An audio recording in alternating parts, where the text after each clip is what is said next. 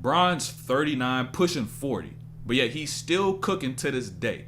And there's little things like this when it comes down to his game that show you how he's been able to stay within this game for so long. And so on this play, you're about to see two ways that's allowed him to stay in this game. First things first, notice the catch, right? Boom. The closeout by Kuminga alone, right, shows that he's a respectable player from behind the line. About 42% this year. First things first, right? So now defenders are gonna close out tighter to his body, which is now gonna open up these driving lanes, but he don't got the driving lane. And this is the second way he's able to stay in the game for so long. Post up, got Kuminga, boom, fade. He added that fadeaway maybe 2018, but now it's only been getting better with time. This is one of the most overlooked parts of catch and shoot that Bron has added and that y'all need to add as well when playing off the catch. He got the flare screen, just watch the feet, right? Passes getting thrown the same way he's moving. He's utilizing his feet to give him momentum and fluidity into a shot to go up. And now that just gives a more smooth, more consistent jumper. It's not always about the mechanics and what's going on with your hands and your arms. The real shot starts with your feet. If you get a good base, if you get good movement, that fluidity going to be top tier. And now that's when you're shooting with a flow. And now even look at this next shot, right? Look at this next shot by Bron, right? This really showed me, okay, Bron has been in the lab and he's been working on real concepts and skills of shooting. So pocket pass by AD. Notice where this pass gets thrown. That's a bad pass. And it's counteracting the direction he's moving, right? And so he catches here, brings himself back. Boom, he gets into that shot. Understand the concept within that in itself. Understand. Because look at his base. He's vertical. Ball is outside of his frame. He catches, stares it down, and then finds fluidity from being vertical and is able to get into a shot with a minimal dip. That's another concept. Finding fluidity in unorthodox scenarios. Bron has added that. And I ain't gonna lie. Jordan can never. Look at Bron's size up right here. Look at him. I ain't gonna lie, bro. If somebody hit me with a size up this sloppy, bro, buddy look like Cash Nasty. But even look what's going on that weak side, right? Look, as Bron does his sloppy ass size up, and now he gets here, you got D'Lo, flare screen right there. Boom, pump fake by Bron, Jackson Davis in the air. What does D'Lo decide to do now? Slip out to the rim. They all in sync. And that's what you got to do as an off-ball player as well. Don't just watch somebody cook, right? Continue to move. Continue to keep yourself active and available. If you want to be able to play longer, you just got to play smarter. Because physically, I'm not going to just be able to blow past you and do all those other things I was used to be able to do. So Bron, right? Once again, he attacked Jackson Davis that first time. He liked the look that he got. Now, boom, we got the switch, right? And now I got Jackson Davis once again. Bring this shit right back out. Let me get to my bag. And now understand the movements and the traits and the habits of a defender at this point in time. Bron gets his size up, right? Boom. Lost the ball for a second. Watch Jackson Davis. Decides to close up that gap, but if you know hoopers, when you see somebody lose a ball for a split second, that don't mean they lost it, right? Because they know exactly how they lost it and going to get it right back. And now Bron got it right back and got into that lay. And so, boom, right hand, tough finish. Hey, I don't know what be getting into Bron sometimes, but Bron be feeling a little different, bro. He just be sizing up. Now let me get this screen. Once again, if I want to be able to play for a longer period of time, I must play smarter. Bring Jackson Davis right back up, right? Let me get this switch. And now remember the last time Jackson Davis, not the last time, but 2 times before that, when Jackson Davis was on Bron, he hit that little step back, the signature step back, pump fake, right? Drop off to D'Lo. He was on the right side.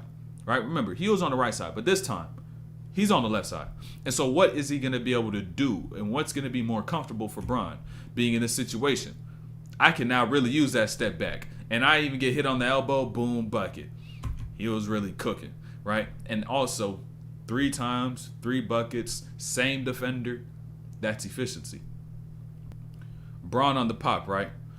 Watch this pass by Bron, right? A lot of y'all would say, yo, that's a bad pass. And if that was your workout, y'all throw the pass back and say, yo, throw a better pass. But that's a good pass.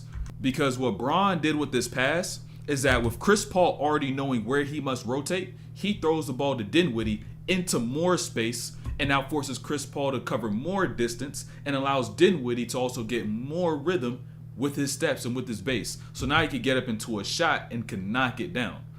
That's a good bad pass.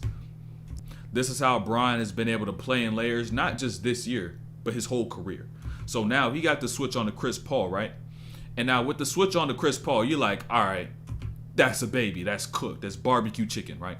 And so now you could either say, I got another defender helped over, I could pass, or if I ended up doing this, which I added into my game, shoot over the top, I don't see you, I could get a bucket. Notice this next play though, right? Notice how he's going to play in layers according to mismatches. So now this time around, he's got Steph, right? He got Steph in the post, not CP. And so regardless, that's still a baby. And so in a situation like this, easy spin could have been done baseline. Easy. Pirouette, right foot, baseline, lay. Right? Easy.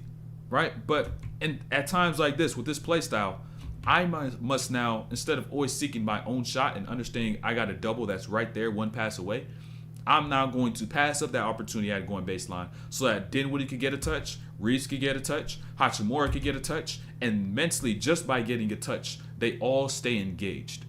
That's all you need sometimes, just to stay engaged, a touch. And now Hachimura gets that, boom, and he's usually the one that misses a lot of touches and opportunities, and now he's just able to get that quick one right there. Anytime you get a switch, like Bron does right here with Steph, the mismatch and the person in front of you no longer matters.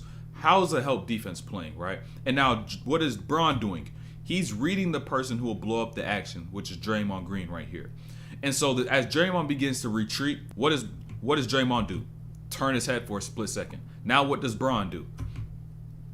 Bop, pass straight to D'Lo on that baseline. That timing be crazy. That timing really be crazy. If it ain't broke, don't fix it.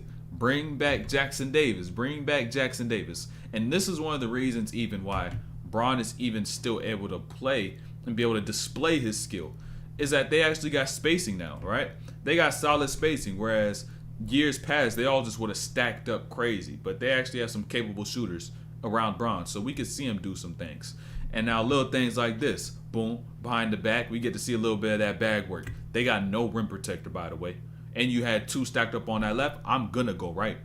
Obviously, I'm gonna go right. Why would I go left when I got Gary Payne stacked up right here? You got one on this side, behind the back, contact, lay, can't do nothing about it. Bucket. Even in year 21 for Bron, you still have to build Bron a wall when he drives. Because if you don't, you're going to be put in situations like this with Gary Payton. Watch him, right? You're going to dig, but you just can't dig. Because once he cuffs that shit right here, he really should be a football player. Really should be a football player. And so he's, of course, going to get through that. No rim protection.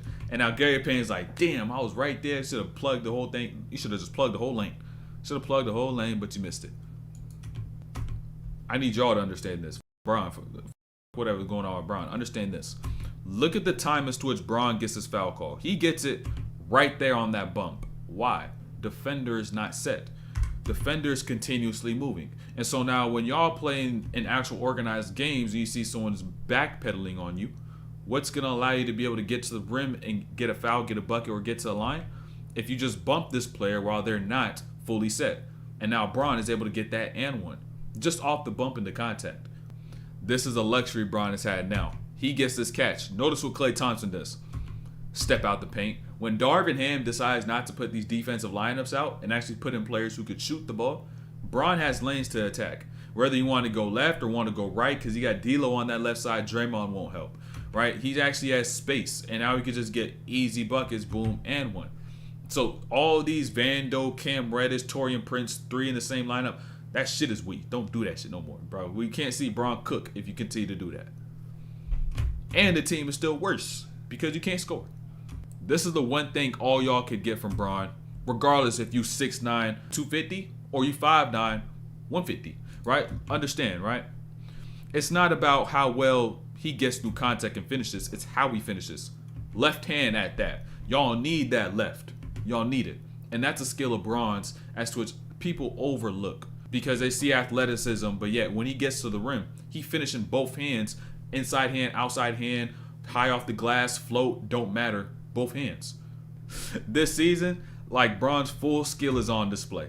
Like even little shit like this, tween behind the back, it was a little sloppy, he did lose it, but it's about the bounce back game though. The bounce back, right? He lost it, now he picks up Wiggins.